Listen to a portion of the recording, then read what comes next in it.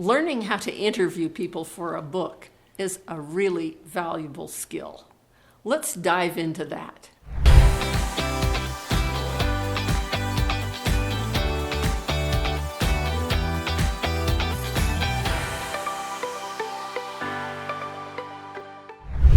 We're Raj and Carolyn Nielsen. We're longtime writers and longtime writers of books. We help business people write books that will help them promote their businesses. Books with the opinions and stories of people in them are more interesting than a book full of facts. In this video, we'll give you tips on how to arrange the interview, set it up, and conduct it. Interviewing is merely asking questions and getting answers. That kind of takes the pressure off when you think of it as just asking people good questions and letting them talk. Yeah. Getting an interview with someone that you consider to be a valuable source may seem a little intimidating, but you would be surprised how eager people are to help you. If they know your purpose and they know a little bit about you, most of the time they are willing to set up an interview with you. But you do have to call ahead.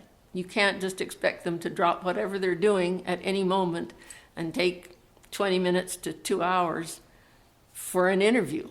I don't think there's anything more embarrassing for the person that you are interviewing when they discover that you don't know a thing about them. So take time to look them up on the internet, see if you can find anything on LinkedIn. Do what you can to know who it is that you're going to interview and at least part of their background so that they will feel comfortable and know that you know them. You're going to set the stage when you're making the appointment by telling them what you are doing, how their viewpoint is going to strengthen your story, and that will give them context. By making the appointment sometime in the future, you give them time to prepare, and they need that. They will need time to mentally prepare and think about the questions that you are going to be asking them. The best place to have an interview is in a place where you control. Don't have it in their office, don't have it in your office. There are too many interruptions, too many phone calls, too many people walking in. So you have it somewhere, either at a restaurant, a private room in a library, someplace where you can go and shut the door and listen to the two of you talk. It's also better just to have you and the person that you're interviewing.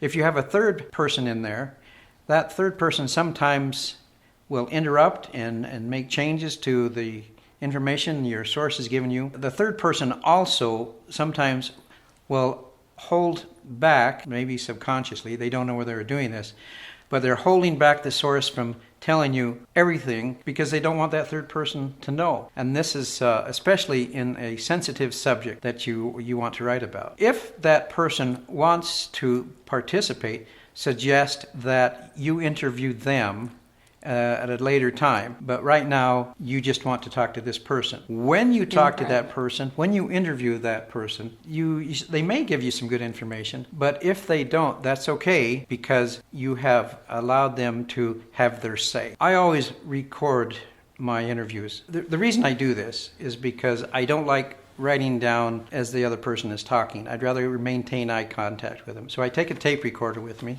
I set it on the table. I set it as high as I can get where it is fairly close to the person that I'm talking to. That way it's clear. I can understand it when I get home and when I transcribe. Sometimes your source will become somewhat ill at ease if you pull out the tape recorder. So it's always a good thing to ask them, is it okay if I tape record? And you have to do this because it's illegal to tape record someone that doesn't want to be recorded. Another reason I tape record is because when I get home, I transcribe it.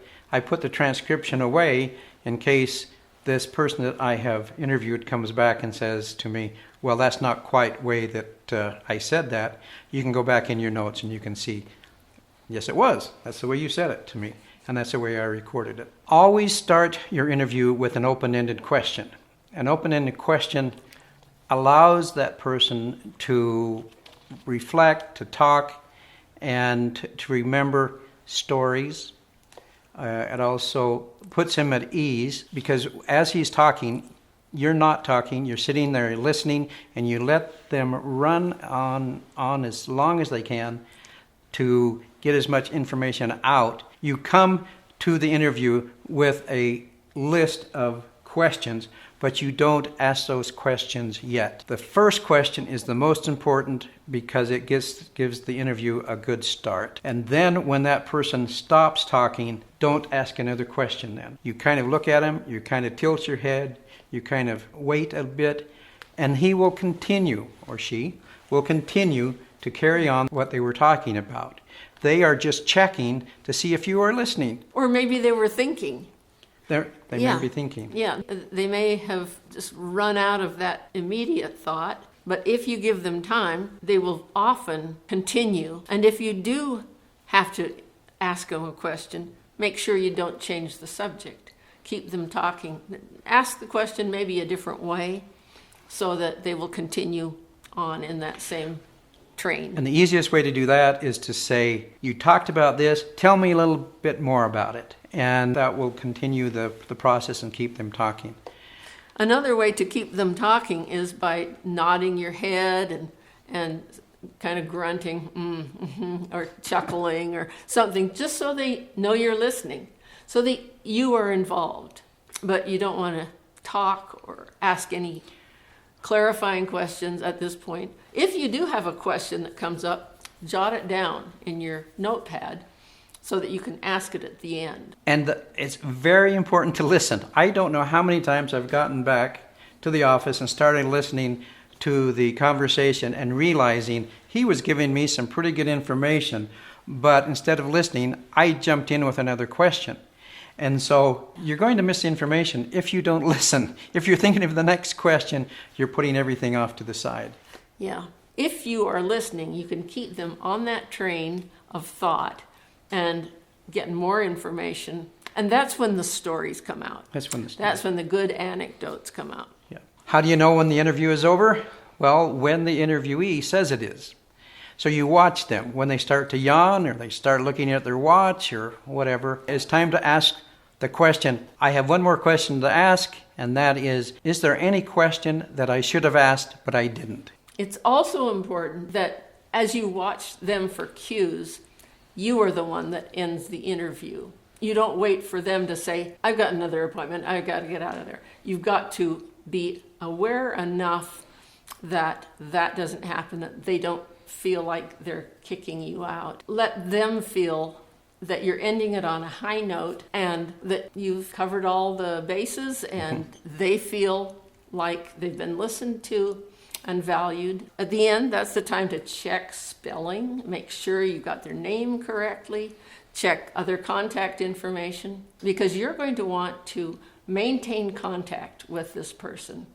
It is so important that your resources feel valued. And you do that by sending them a copy of the book when it's done. After you get back to the office and you've transcribed your interview and you find the quotes that you want to use, the information you want to use, you put it in your story, you make a copy of that and send it to your source and say, here's what I've said about you, and you only send what you said about them. You don't send them the whole chapter. You just send that little part.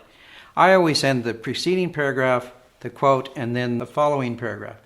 That way they can see how it fits in, they can see what I said about them, and I don't ask for approval. I just say, here it is, what do you think? And if there's something wrong with it, they'll let me know. Yeah. But I don't ask for approval because I want to be able to maintain my copy, what I'm writing about.